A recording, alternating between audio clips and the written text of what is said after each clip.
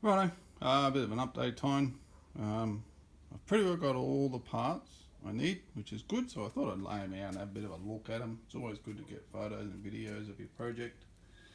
So they're the new low springs, so they're not super lows, they're the King Springs lows with the Ultima shocks. So yeah, mid-range stuff, that's all I need. I'm not doing anything silly with the car. I got new front brake pads, so that's the back stuff there, and that's all the front stuff there. So anyway, so I bought a set of these. It wasn't, I just thought the old ones are all bent underneath, not bent, but hit from underneath, and looks nicer with some brand new stuff. The lower control, lower control, trailing, I don't know, whatever. So yeah, I got all the bushings and all that, sway bar, watts, linkage gear. So that's all there, and yeah, it's quite funny, the springs. These are low, but these are King springs, obviously, but these are 14 mil, and when you compare with the original old girls, obviously the old cop suspension, it's a massive difference, massive difference. Of course the video doesn't show it, but anyway, they're 17 mil, those springs, but and these are 14, so it's quite remarkable the difference in technology and metal quality over the years, and potentially just heavy duty stuff versus just normal lowered springs. So yeah, new V8 front springs, yeah, so all the steering, all replacement steering, everything, all the new bushings, ball joints. I remembered this time. All the steering control gear, all the adjustable gear, the shock base mounts, and right down to new steering arm bits and new front control arm bits, and obviously sway bar, link pins and all that stuff. So new shockies, which are good. So brake pads. So anyway, so that's all got to be put into this stuff, which is all here, left and right. So that's all got to be pulled apart, which I've already spoke about. So yeah, so got the nice big fat 27mm sway bar to go in it from the other car. The spring bases are good on it. Same with front and rear, they're good still. And same with the they're like brand new. So he's obviously done a little bit of work before he put it to bed. So yeah, I've just got to wait for that bushing removal kit, which is supposedly here the 28th of February. I think I said March last time, which was a bit stupid. So anyway, so I've pulled all these apart, gave them a service. These are all the seat rails. So I've pulled everything apart, all the little balls and little rollers. Got all these are all sorted and cleaned and all nice and pretty. So I made them all shiny and pretty and everything like that. So it's looking good. It's looking very, very suave. So obviously I've covered all them. So they're not too bad to pull apart. So to get these apart, there's 2 bolts on each end. So when you look at it, you'll see there's a slider in the middle there, which is, I'll show you, that's basically the slider there. So that's inside, that thing sits inside that. To remove them, there's two bolts you remove. So what you do is push it all the way to one end, so the bolt pops out the end, and then take the bolt off, and then push it all the way at the other end and take the bolt off the other end. So once you've done that, the rollers, you can then access the rollers. So you'll be able to push the middle section, which will be this bit, push it all the way through, and then keep going, and then the balls will fall, the little rollers will fall out, and then these will fall out after it.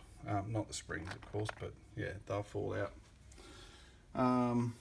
Yeah, so that's basically it, and then just reverse to put it back in. So you put it back in a little bit, just before where the balls need to go.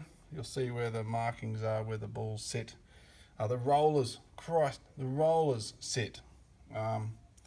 So you'll see them. So as you slide it up, you just put the roller in and then slide it the rest of the way, and then do reverse on the other end. Slide it down, bring it back up, and then put the roller in, and away you go. So make sure you fit these things beforehand.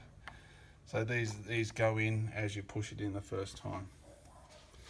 So yeah, so I got new bolts and all that. So these are pretty straightforward. You just bend the lip up on there to get new bolts in. Quite often these are damaged or bent or whatever, either on removal. So this is the seat, the bench seat, of course.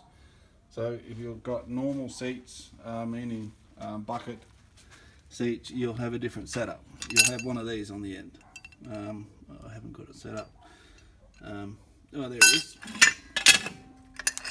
So one side will look like that.